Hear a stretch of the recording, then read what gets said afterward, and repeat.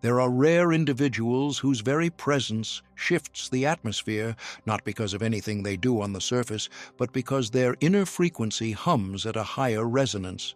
They carry with them an invisible current, three unmistakable signs that cannot be faked, mimicked, or willed into being by repeating affirmations or dabbling in superficial spiritual rituals. These are not traits one can learn in a weekend retreat or project through performance. They are energetic signatures that emerge only when the psyche has been reordered from within. When the soul finds coherence, when the inner architecture realigns after years of fragmentation and forgetting, something profound happens. The body begins to reflect it. Reality begins to bend toward it. It is as if the individual has finally tuned their being to a purer pitch, and life itself cannot help but harmonize around that tone. What follows in this analysis is not abstract theory or romanticized mysticism. It is the observable, measurable, lived experience of a human being who has stepped into psychic integrity. These three signs are not symbolic in the vague, poetic sense. They are concrete. They show up in your body, in your relationships, in the way life starts to reorganize around you, not because you are trying to manipulate it, but because you've stopped betraying yourself. The vibration is real. It is not an illusion. It is the consequence of emotional truth. And if you've ever felt something changing within you, something you couldn't quite explain, a subtle reordering of your perception, a shift in how others react to you, you're not imagining it. You're awakening to your energetic reality. Perhaps you've already witnessed these signs without knowing what they meant. You may have brushed them off as strange coincidences, or even felt concerned that something was off within you. But what if it wasn't dysfunction? What if it were power? What if that sense of subtle detachment, that clarity, that discomfort others now feel in your presence is not a symptom of isolation, but the emergence of alignment? This is what we are here to examine. This is your guidebook to understanding what happens when your inner resonance no longer belongs to the past, to the pain, or to the programming of others, but becomes an authentic signal of who you truly are. These signs are not to be used to inflate the ego or decorate a persona. They are too raw, too illuminating, too costly to be used for performance. They arrive only after surrender, and they stay only when you no longer need to prove anything. This is the psychology of vibration. This is the empirical mirror of the soul. Let us now reveal the three rare signs of high vibration and what they are trying to show you about your healing, your energy, and the quiet power you may have never claimed.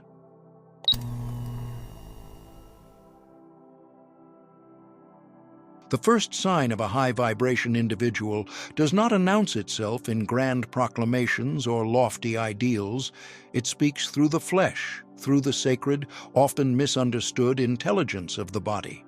It is the somatic alarm, the body's physiological refusal to endure what the soul has outgrown. For those who have begun the long journey of integration, the body becomes not just a vessel, but a vigilant guardian, fiercely loyal to your inner truth.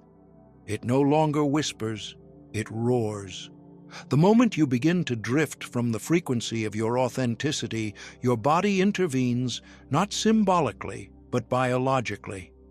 This isn't vague fatigue or passing discomfort. It is a visceral, undeniable response to internal betrayal, a sudden wave of nausea when you're about to agree to something that feels spiritually misaligned, a crushing migraine that arrives the moment you silence your truth to maintain false harmony, an exhaustion so profound it feels cellular, descending only when you're pretending to be someone you're not. These aren't symptoms to medicate away. They are messages. Your body is not failing you. It is fighting for you. In the language of depth psychology, this is not the neurosis of an unhealed wound. It is the activation of what I call vibrational somatic intelligence. It arises when the psyche and soma no longer operate as separate domains, but as one integrated truth.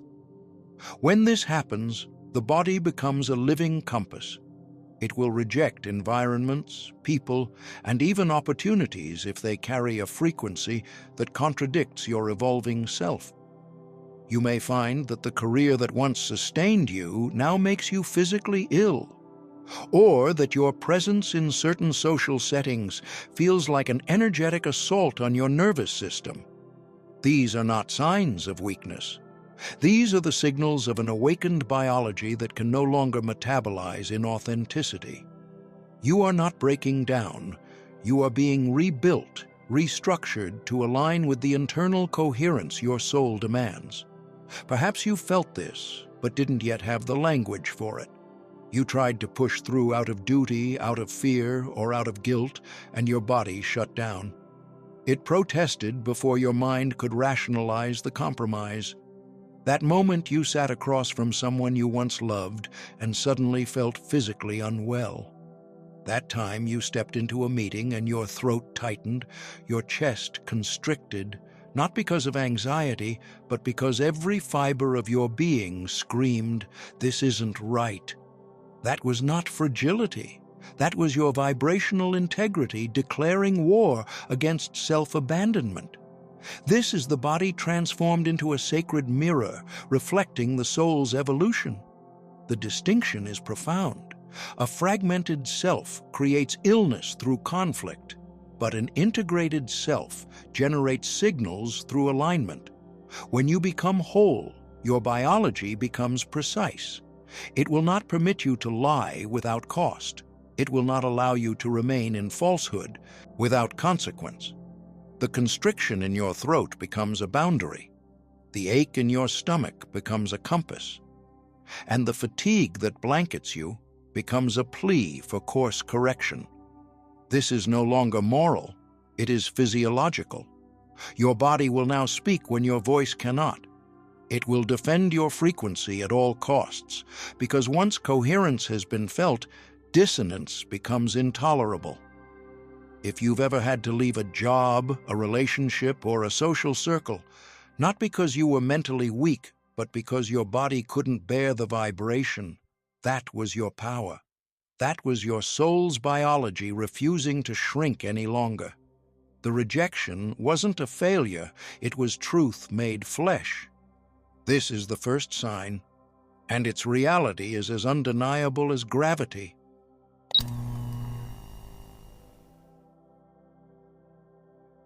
The second sign is both wondrous and deeply unsettling. It is what I call the density and precision of synchronicity, a moment when the veil separating your inner world from the outer world begins to dissolve before your eyes. You start to experience an eerie kind of dialogue with reality itself, as though life has learned your language and begun to speak it back to you with exquisite accuracy. Coincidences stop feeling like accidents. They take on a rhythm, a pulse, a strange intelligence. You think of someone you have not seen in decades, and the next day their name appears on a billboard or a message arrives from a friend who mentions them out of nowhere. You ask a silent question in your mind, and the person at the next table utters your answer word for word. You are standing at a crossroads in life, searching for direction, and a passing vehicle bears a slogan so pointedly relevant that it leaves you speechless. These are not isolated curiosities. They multiply. They weave themselves into your daily existence until you realize that life itself has become your mirror. Carl Jung defined synchronicity as the acausal connecting principle, the mysterious bridge between psyche and matter, between the seen and the unseen. And when your vibration rises, when the fragmentation within you begins to resolve, this principle grows stronger, almost magnetic. The outer world starts rearranging itself to reflect your inner state with uncanny precision. The walls between mind and matter thin. The universe begins to function not as a static backdrop, but as a living, breathing partner in your evolution. Every sign, every chance encounter, every phrase overheard becomes a feedback loop, revealing what lives inside your unconscious. You are no longer a passive spectator of existence. You are participating in its orchestration, consciously or not. At first, this experience feels intoxicating, a kind of magic you can hardly believe is real. The world seems alive with meaning, but soon the weight of it sets in. To live in a state of constant synchronicity is to stand face to face with your own creative power. It means you can no longer escape the truth that your thoughts, your emotions, and your energetic state are shaping what unfolds around you. Every flicker of fear, every doubt, every hidden resentment sends ripples into the field of your experience. The universe is listening. It responds not to your words, but to your frequency. You begin to understand why Jung said that the world hangs on a thread, and that thread is the psyche of man. This realization is liberating, yet it is also humbling, because it leaves no room for victimhood. You can no longer hide behind the illusion that life is happening to you. It is happening through you. The more integrated your consciousness becomes, the faster the mirror responds. A careless thought may find its echo within hours. A fleeting worry may materialize as a challenge. A moment of love or clarity may bring forth immediate grace. You start to recognize the choreography between your inner state and the outer world with startling immediacy. And this awareness carries both awe and responsibility.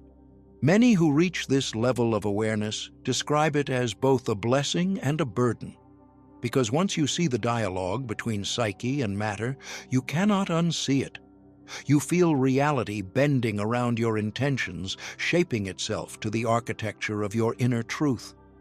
You realize that your life is no longer random, that every event, every meeting, every so-called coincidence is part of a larger, intelligent pattern revealing your next step of evolution. This is not fantasy. It is the psychological physics of high vibration, where consciousness itself becomes the creative principle. And when this begins, it never truly stops. Once the universe starts conversing with you, silence is no longer possible. You have entered a living dialogue with life itself, and your task is to listen, to respond with awareness, and to create from the sacred understanding that what you think, feel, and believe is already reshaping the world around you. This is the second sign, and once it awakens, it changes the texture of your existence forever.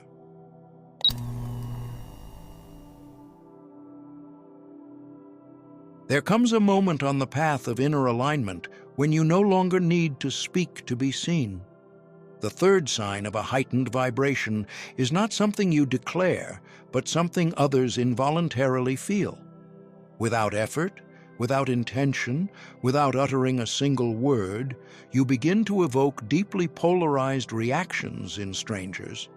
Some will recoil from your presence as though your very existence agitates something dormant in them. Others will gravitate toward you with inexplicable warmth, disclosing their most private wounds as if you were an old friend wearing the face of a stranger.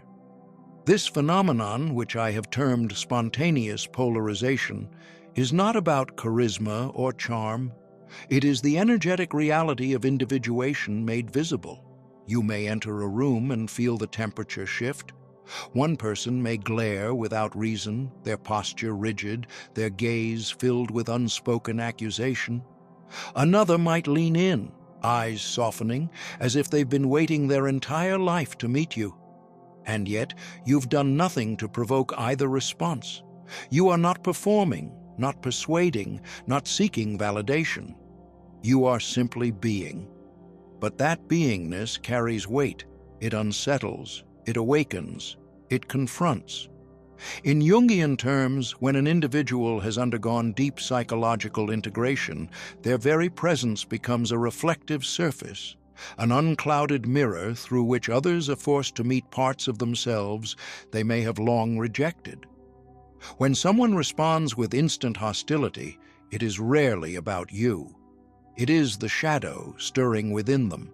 Your authenticity, your coherence, your inner alignment silently call forth their disowned potential, their buried longing, their unlived truth. And in that moment, you become the unwilling provocateur of their unrest. On the other hand, those who approach you with openness and reverence are not merely admiring you. They are recognizing a quality they yearn to reclaim in themselves.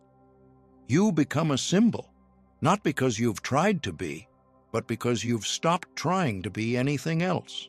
You have become energetically specific, and specificity always divides.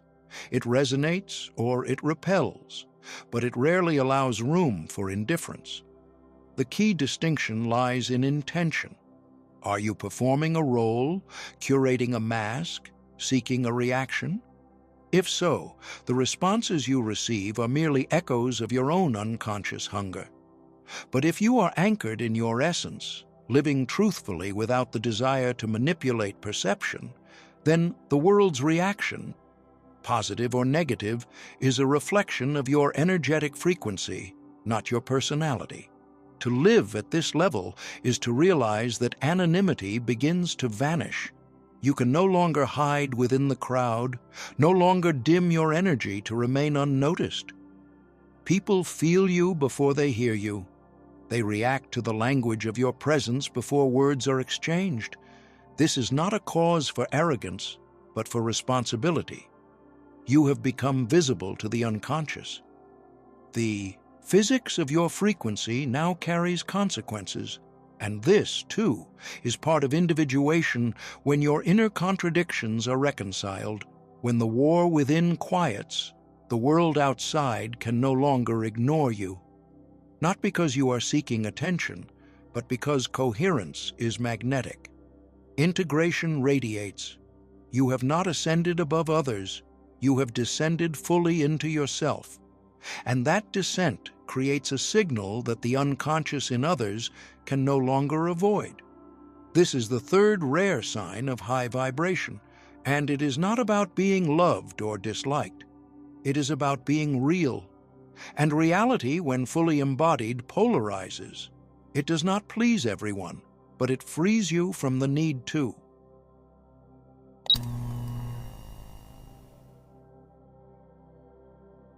The deeper you walk into the path of individuation, the more your outer life becomes a precise reflection of your inner alignment.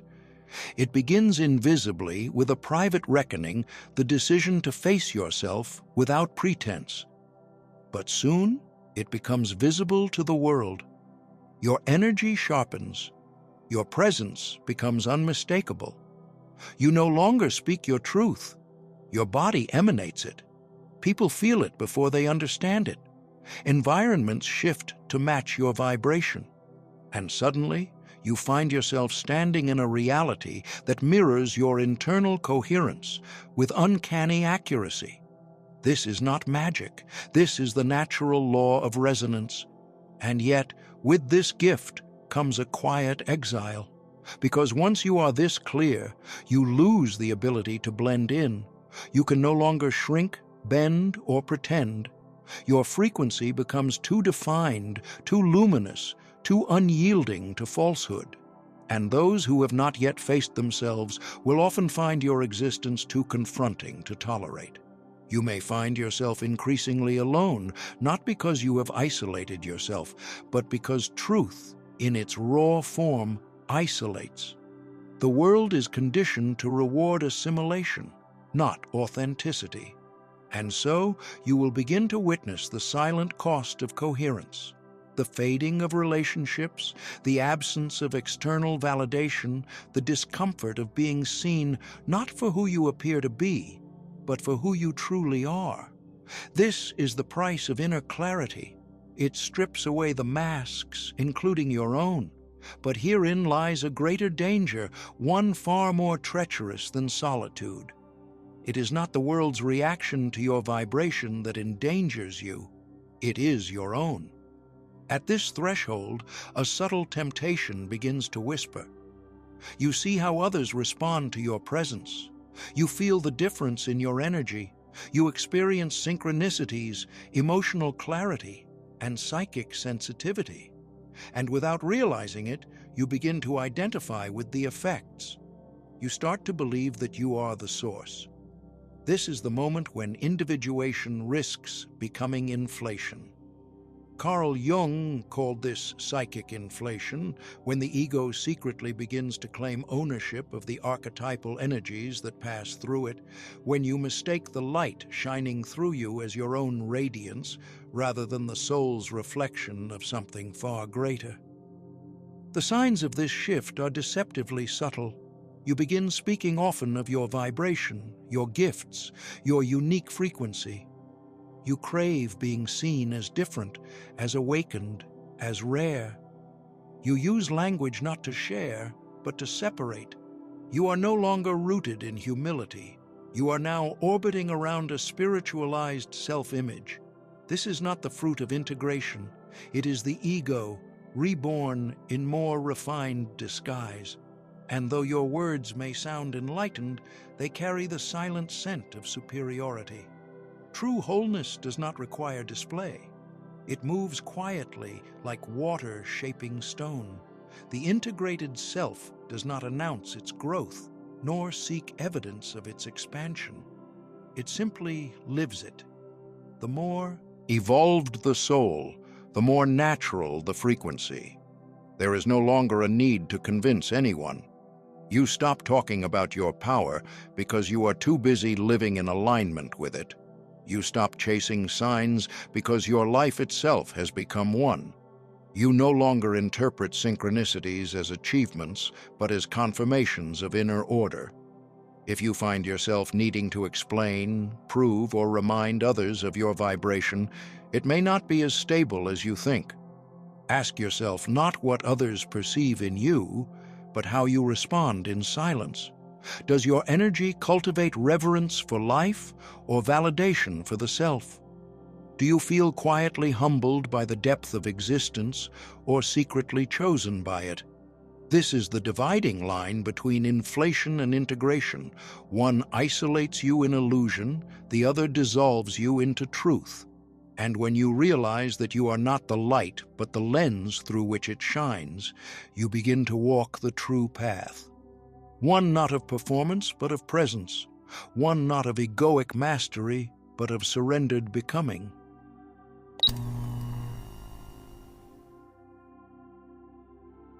One might call this the final return to the self. Not a return to who you once were, but to who you have become through the sacred dismemberment of illusion and the reintegration of your inner opposites. After descending into the forgotten caverns of your psyche and confronting the fragments long buried by fear or denial, you emerge transformed. You are no longer merely interpreting your frequency, you are embodying it. You no longer analyze your vibration from the outside. It simply moves through you like breath, like rhythm, like truth. The journey for answers dissolves, not because you have grown indifferent, but because the need for explanation has been replaced by a deeper knowing. Synchronicities no longer dazzle the intellect. They become the fluent language of the cosmos, spoken to and through you. What once felt like an anomaly now feels like alignment. Your body no longer entertains the false, it reacts instinctively, sometimes violently, against what is untrue. Projections no longer catch you off guard. They are expected, almost familiar, yet they no longer disturb your center.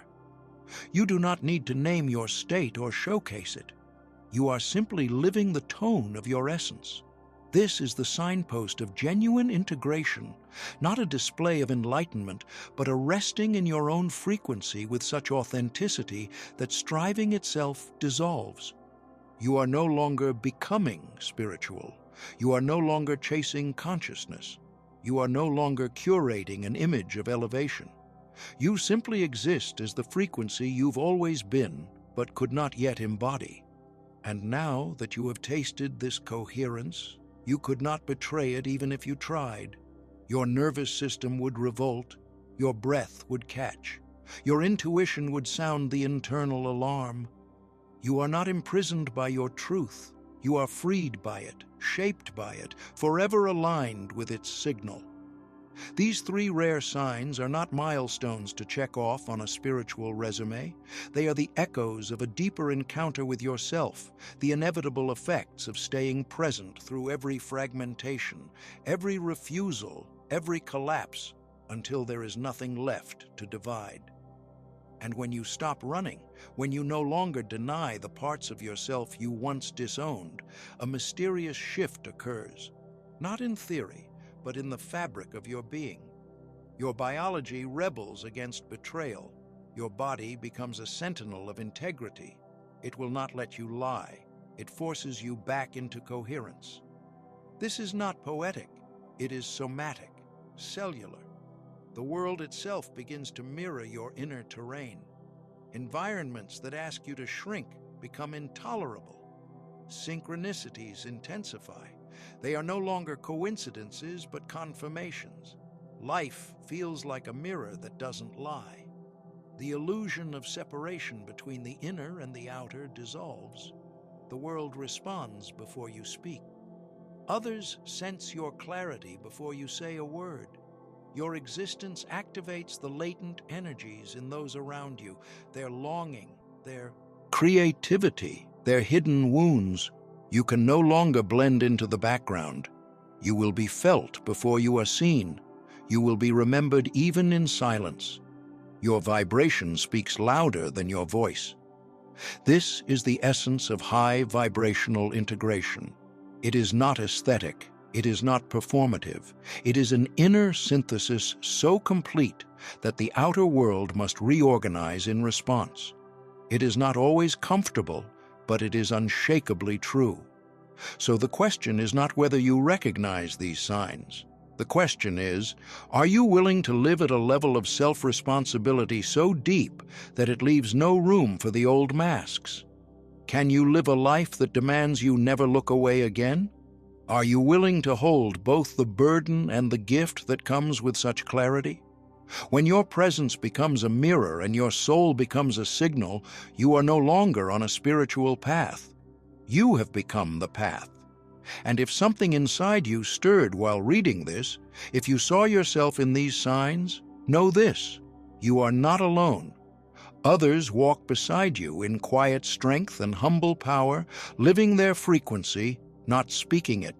They do not advertise it, they embody it. And now, so must you.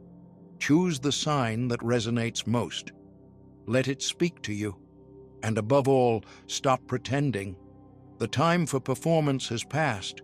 It is time to truly live. If this touched something sacred inside you, don't let it fade into silence. Like this video, subscribe, and turn on notifications. Your presence here is not just support, it's resonance.